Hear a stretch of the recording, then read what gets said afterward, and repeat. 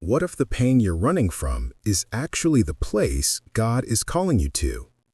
What if the breaking you feel right now is not punishment, but preparation? There was once a man who thought he had everything: a good job, loyal friends, a plan for his life. He believed in God, but his faith was never tested. He prayed when life was easy and praised when everything made sense. But one day, everything started falling apart. The job vanished. The people who promised to stay disappeared. And the laughter that once filled his house turned into silence.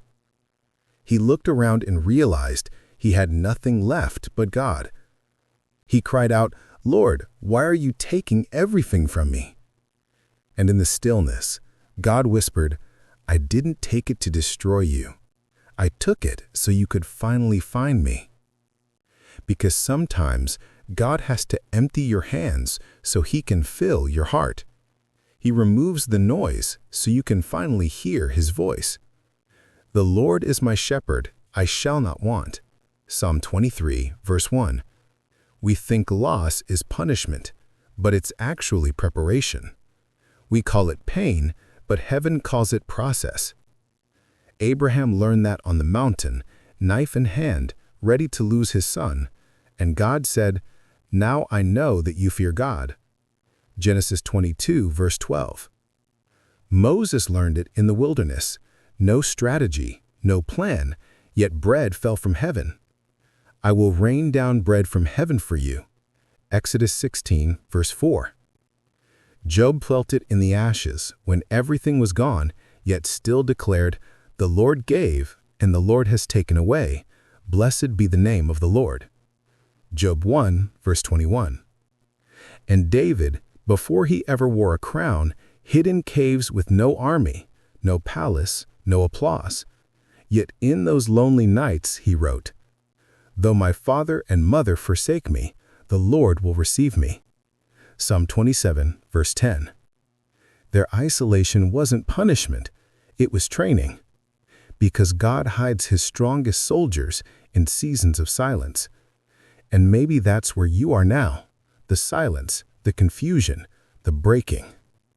But remember this, the Lord is close to the brokenhearted and saves those who are crushed in spirit. Psalm 34, verse 18. When God removes everything, He's not subtracting, He's simplifying. He's showing you what was never meant to hold you. Paul understood this when he sat chained in a prison cell and wrote, "I consider everything a loss because of the surpassing worth of knowing Christ Jesus my Lord." Philippians 3, verse 8. When all your options are gone, that's when God becomes real. Because you don't discover who He is in comfort, you discover Him in surrender. He will break your pride to reveal His power. He will take away what you thought you needed so you'll realize He was all you ever needed. After you have suffered a little while, the God of all grace will restore you and make you strong. 1 Peter 5, verse 10. So, if you're standing in the ruins of your old life, don't call it the end, call it the beginning. Heaven calls it rebirth. When God breaks you, it's not to destroy you, it's to rebuild you, stronger, deeper, unshakable. If you believe that, type in the comments, "God is rebuilding me."